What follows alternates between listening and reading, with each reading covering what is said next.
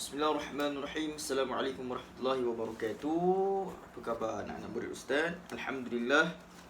Walaupun dalam keadaan PKPB, kita masih lagi mampu untuk menyambung pengajian kita. Walaupun kamu semua tidak dapat menghadirkan diri ke sekolah, walaupun untuk mengambil peperiksaan. Tapi tidak mengapa, mungkin semuanya berlaku adalah hikmah dan takdir oleh Allah Subhanahu Wa Taala, seperti mana kita belajar akidah bab qada dan qadar Allah Subhanahu Wa Taala. Ya.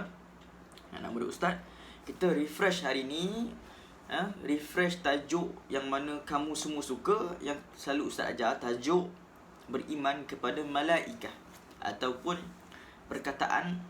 asal perkataan malaiku.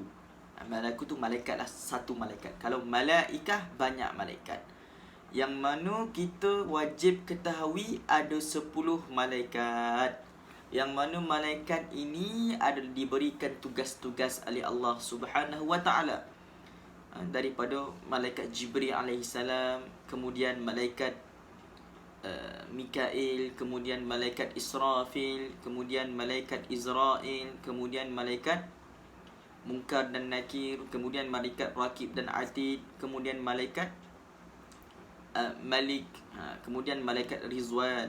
10 malaikat yang mana wajib kita sebagai umat Islam yang mengaku diri kita sebagai orang Islam kena tahu 10 malaikat ini dan tugas-tugas dia. Yang pertama, malaikat yang kita tahu malaikat Jibril alaihissalam, yang mana malaikat Jibril ini ditugaskan oleh Allah Subhanahu Wa Taala untuk menyampaikan wahyu kepada siapa? Kepada nabi-nabi sebelum ini. Yang mana nabi kita Muhammad sallallahu alaihi wasallam diturunkan wahyu oleh Allah Subhanahu Wa Taala, iaitu wahyu Al-Quran. Perantaraan Nabi Muhammad mendapat wahyu adalah daripada malaikat Jibril alaihi salam. Kemudian jika kita lihat malaikat Jibril ini, seperti mana peristiwa berlaku di Gua Hira, Nabi SAW didatangi oleh malaikat Jibril yang mana menampakkan bentuk tubuh asal dia. Kemudian Nabi SAW ketakutan dalam keadaan menggigil balik ke rumah, kerana takut akan malaikat Jibril. Yang mana malaikat Jibril ini, ulama kata ataupun orang-orang berilmu kata, malaikat Jibril kalau dibuka, lebarkan sayap dia sebelah, maka tertutuplah timur dan barat. Besar tak besar malaikat Jibril ni anak-anak Ustaz? Besar kan? Jadi kita perlu beriman kepada malaikat Jibril. Yang perlu kita tahu, malaikat Jibril adalah ditugaskan untuk menyampaikan wahyu. Yang seperti mana kita belajar sebelum ni, ada berapa kitab? 4 kitab yang diturunkan kepada nabi-nabi alaihissalam. Yang pertamanya kitab Taurat, kitab Zabur. Kepada siapa? Kepada Nabi Daud. Ini malaikat Jibril punya tugas, menyampaikan wahyu kepada Nabi Daud, yang mana dalam keadaan suhuf ditulis dengan kitab Zabur.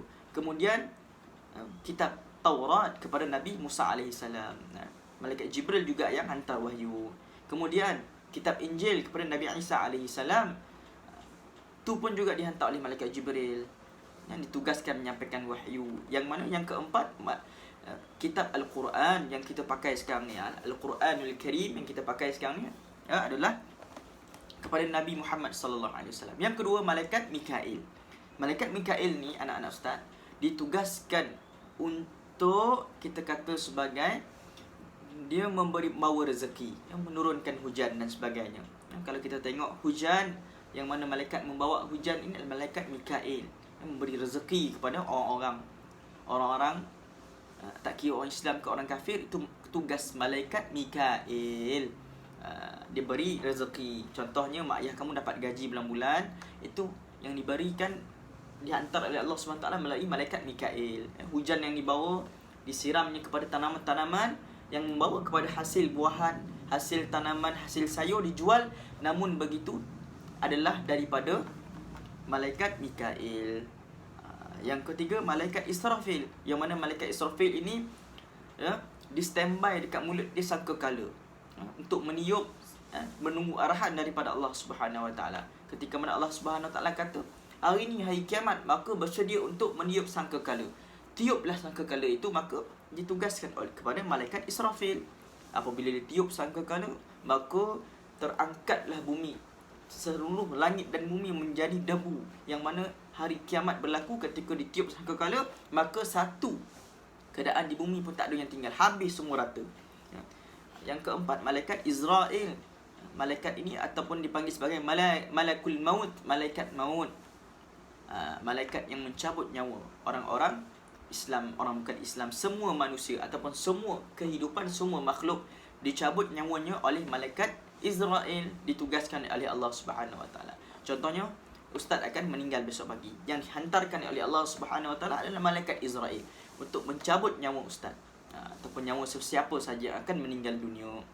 Yang kelima, malaikat Munkar dan Nakir.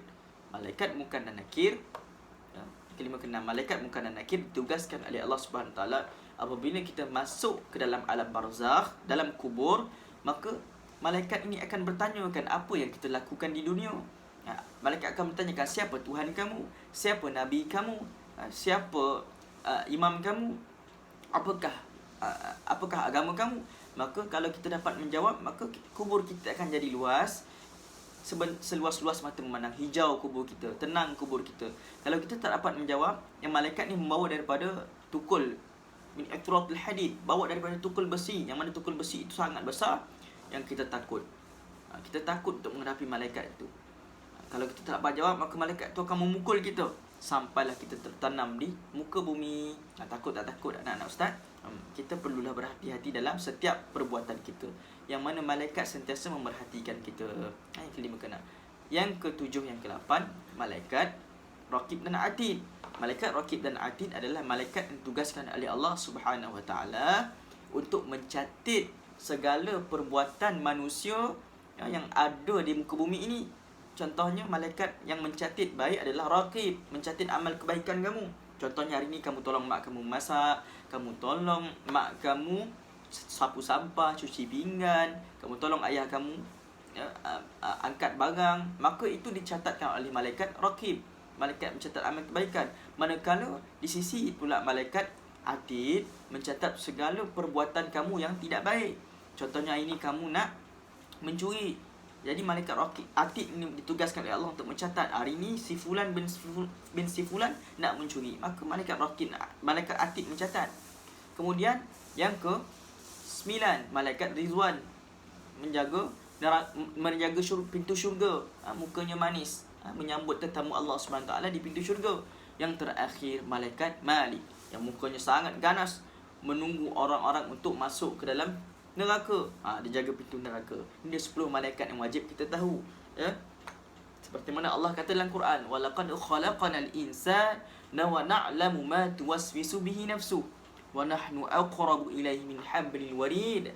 Ketika mana manusia ini dibisikkan, walaqad khalaqanal insan, Allah ciptakan manusia ini, wa na'lamu ma tuwaswisu bihi nafsuhu, dan Allah Subhanahu Wa Taala tahu apa yang kamu bisikkan dalam hati kamu. Wa nahnu aqrabu ilaihi min hablil warid, dan Allah kata kami ini sendiri dekat seperti mana dekatnya kamu min hablil warid, daripada leher kamu, daripada urat leher kamu. Idh yatalaqal mutalaqiyani 'anil yamin wa 'anil shimali qa'id. Allah Taala ada letakkan 'anil yamin wa 'anil shimal, di bahu kanan kamu dan bahu kiri kamu. Allah Taala letakkan malaikat. Ma yalfiu min qawlin illa ladaihi raqibun atid, dan tidak ada satu pun daripada kamu ini terlepas daripada cacatan 2 malaikat ini.